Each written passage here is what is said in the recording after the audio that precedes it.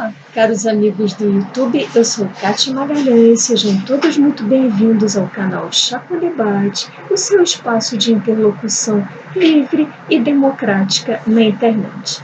Hoje traremos ao debate dois fatos que, a meu ver, parecem guardar uma relação de causalidade, sendo o primeiro uma possível causa bem significativa do segundo. E vamos a eles. O primeiro fato consiste no despacho de ontem, ao final do expediente, do ministro do STF, Celso Mello. Deixarei a cópia na íntegra na descrição deste vídeo, onde o ministro determinava a abertura de inquérito para as investigações sobre a suposta prática por Bolsonaro dos crimes comuns cogitados pelo nosso Procurador-Geral da República. Já fiz um vídeo a respeito, não me repetirei, não vou exaurir a paciência de vocês. De toda forma, li o despacho de Celso Mello e decidi pensar três tópicos principais para trazer aqui ao conhecimento e ao debate com vocês. O primeiro tópico é o item onde Celso Mello deixa bastante clara a necessidade, sim, de responsabilizar o presidente da República caso as investigações apontem a efetiva prática de ilícitos criminais. E aí, o ministro deixa bastante claro que, apesar da alta dignidade do cargo, apesar de tratar-se do primeiro mandatário da nação, nem mesmo ele, nem mesmo o presidente da República pode estar acima das leis, pode ser blindado contra investigações e contra uma eventual responsabilização, seja no plano criminal, seja no plano político, por suas condutas. Esse é um aspecto muito importante, um aspecto preliminar do despacho do ministro. Agora vamos ao segundo aspecto. No segundo aspecto, o ministro reconhece que não incide, neste caso, uma determinada exceção prevista na nossa Constituição, que, reitero, em determinados casos excepcionais, veda, impede a responsabilização do presidente da República durante a vigência do seu mandato por atos estranhos a esse mandato. E o que significaria essa exceção? Essa exceção diz respeito aos casos em que o presidente da República não pode ser penalizado, não pode ser responsabilizado criminalmente por atos que não digam respeito à sua função presidencial, pelo menos durante o seu mandato. Que atos seriam esses? Atos quaisquer da vida civil, que não dissessem respeito ao exercício do cargo da presidência. Vamos supor que o presidente fosse suspeito de alguma fraude em compra e venda de imóveis, em algum outro contrato da vida civil que não dissesse respeito à sua atuação como presidente. Então, reza a nossa Constituição que durante o seu mandato ele não poderia ser investigado, tampouco responsabilizado por esse tipo de condutas. Esse dispositivo constitucional, a meu ver, é bastante questionável em termos éticos, mas é o que dispõe a nossa Constituição. Assim reza a lei maior do país, temos que aceitar. Contudo, no despacho de ontem, o ministro Celso de Mello diz taxativamente que essa exceção não se aplica ao caso de Bolsonaro. Por quê?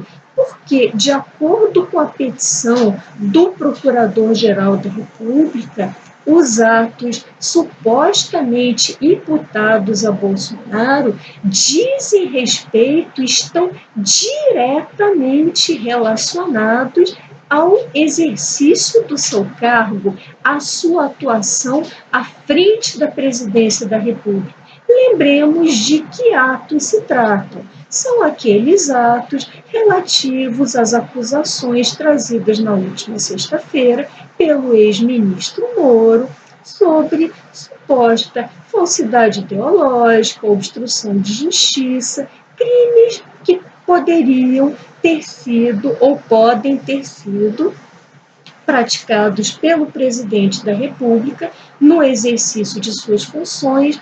Para quê? Para mexer supostamente no comando da Polícia Federal, para manipular investigações supostamente, para ter acesso a investigações sigilosas que diriam respeito a seus filhos, ao seu clã. Então, reiterando, o ministro do Supremo entendeu que, por não se aplicar a esse caso a exceção constitucional, sim, o Supremo tem legitimidade para instaurar esses inquéritos investigativos. E o último aspecto que eu achei importante ressaltar aqui foi o esclarecimento do ministro de que o seu despacho de ontem foi apenas a abertura de um inquérito. O que é isso? É uma etapa de investigação, de averiguação, de coleta, ou como se diz no jargão jurídico, de colheita de provas. Ainda não vai se fazer qualquer juízo de mérito, de culpa do presidente da República, vão ser colhidas apenas provas, e que, uma vez colhidas essas provas, uma eventual ação criminal, aí sim, uma eventual ação penal a correr, que deverá ser processado diante do Supremo Tribunal Federal pela prática de eventuais crimes comuns. Também já comentamos aqui nesse canal a diferença entre crimes comuns e crimes de responsabilidade. Aí sim, a propositura de uma ação criminal contra o presidente da República no Supremo dependerá do consentimento da Câmara dos Deputados, conforme previsto na nossa Constituição. Esses eram os três principais pontos que julguei por bem destacar do despacho de ontem do ministro. E aí, o que vocês acham diante desse cenário? Diante de um despacho, a meu ver, de conteúdo tão grave? Bom, temos duas perspectivas.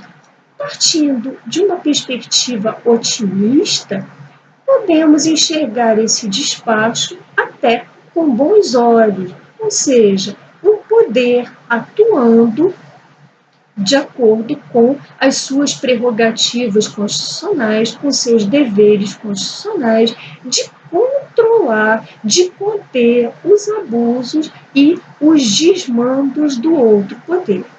E agora vem a perspectiva mais pessimista.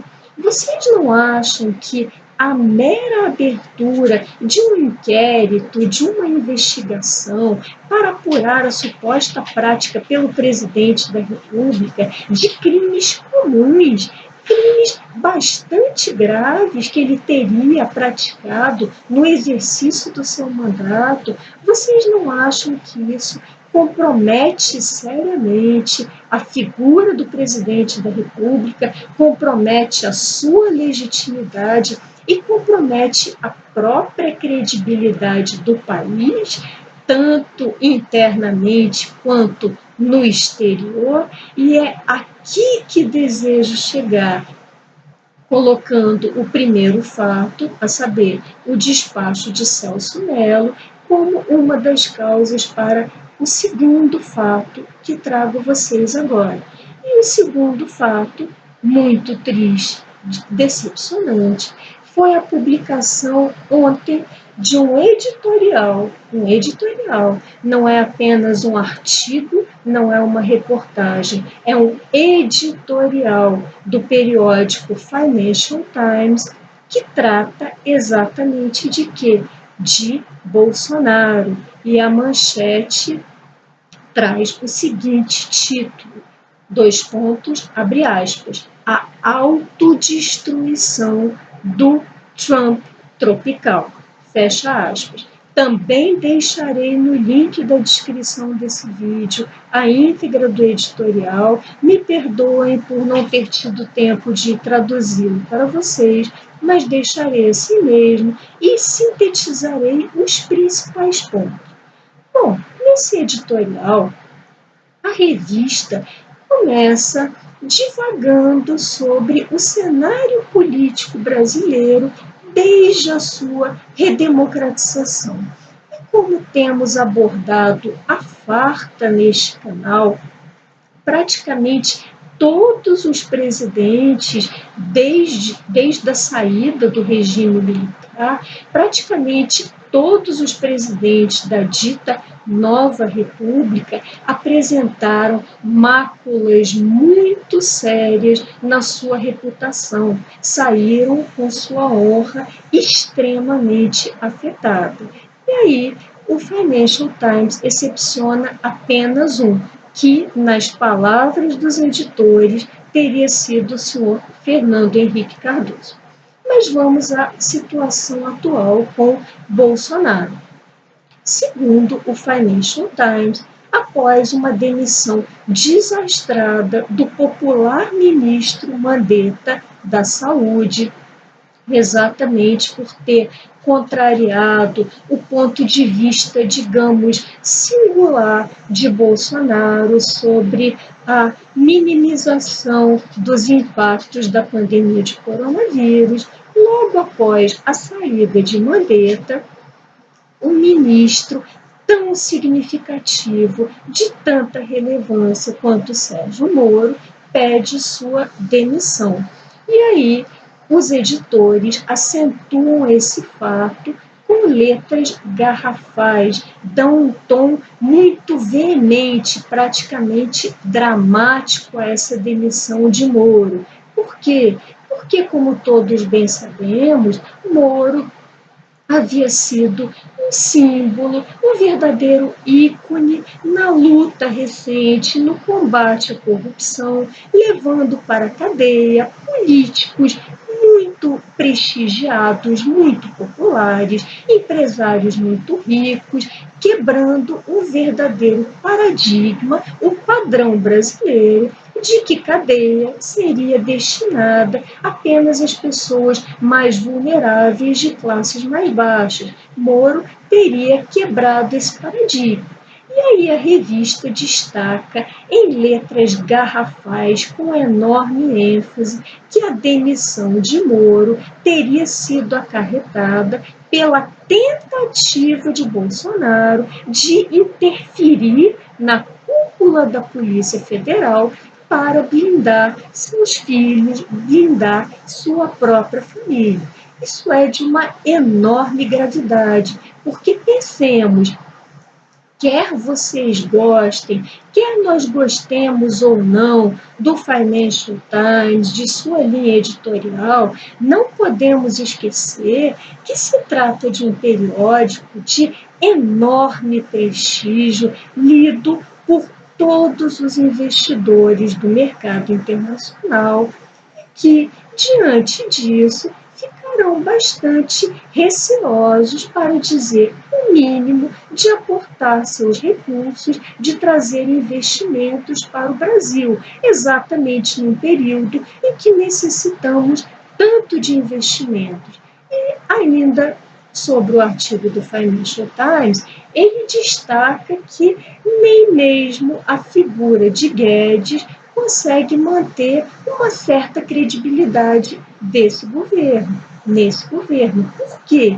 Porque Guedes, que, no dizer da revista, seria comparado quase que a um adulto na sala, como se Bolsonaro fosse uma criança ou um adolescente irresponsável, engajado apenas em disputas triviais, em fofocas em redes sociais. Nem mesmo a figura Guedes consegue salvar um resto de credibilidade desse governo, pois teria sido inteiramente apagada pelos desmandos presidenciais. E aí a revista nos traz informações bastante fortes, inclusive sobre a nossa gestão pública em termos de pandemia, dizendo com todas as letras, sem qualquer receio, que as cifras do Brasil sobre o Covid não são nada confiáveis, dizendo que a tendência do nosso PIB é de despencar em até 5 pontos percentuais, o que é muito grave, vai nos afundar numa recessão ainda maior, e dizendo que na área da política a cúpula militar começa a se sentir bastante desconfortável, bastante desagradada, e os políticos do Congresso começam, nos dizeres da revista, a flexionar sua musculatura. Flexionar para quê?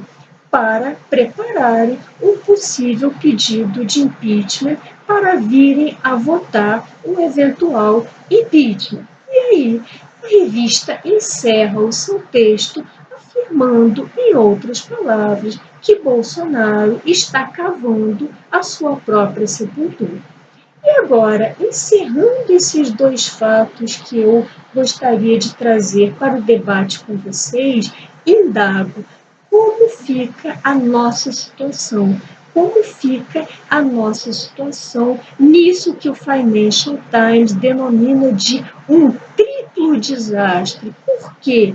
Porque estamos diante de uma emergência sanitária subnotificada, menosprezada pelo governo federal, estamos diante de uma recessão sem precedentes, com perda de empregos no setor privado, com quebras de empresa, com essa queda brusca na arrecadação, com perspectiva de PIB despencando, e temos ainda uma convulsão, uma verdadeira calamidade na política. Até onde vocês acham que um governo como este que está aí, suspeito da prática de crimes comuns e ainda da prática de crimes de responsabilidade, que já fundamentaram diversos pedidos de impeachment engavetados na Câmara dos Deputados, foi o objeto do nosso vídeo de ontem, ficaria muito honrado se vocês vissem.